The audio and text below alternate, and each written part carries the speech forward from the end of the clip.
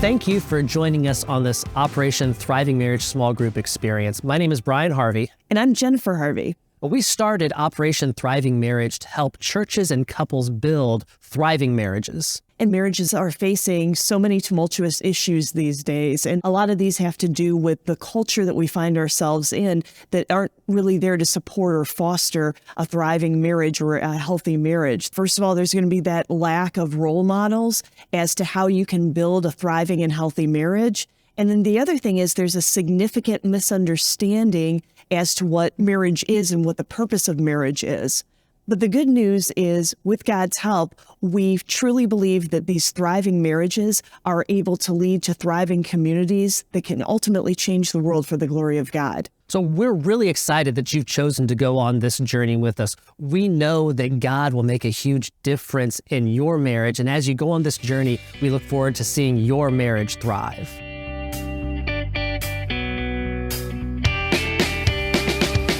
So the book, Operation Thriving Marriage, actually came out of Jen and I's experience doing ministry, but also our experience in our other careers, me being in the military and Jen as an attorney.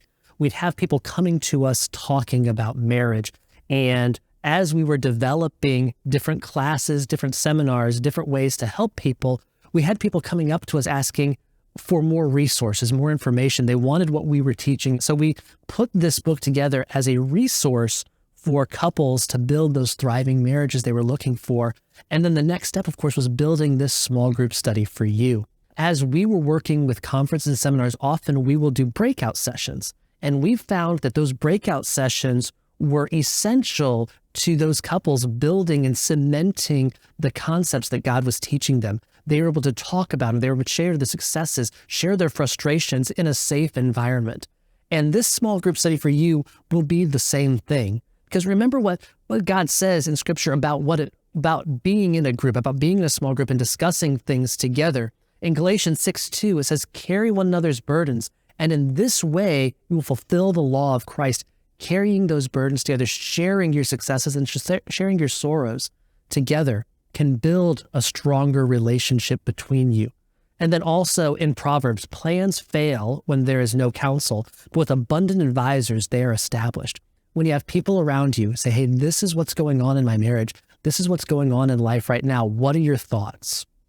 You're going to get much more out of discussing these concepts together.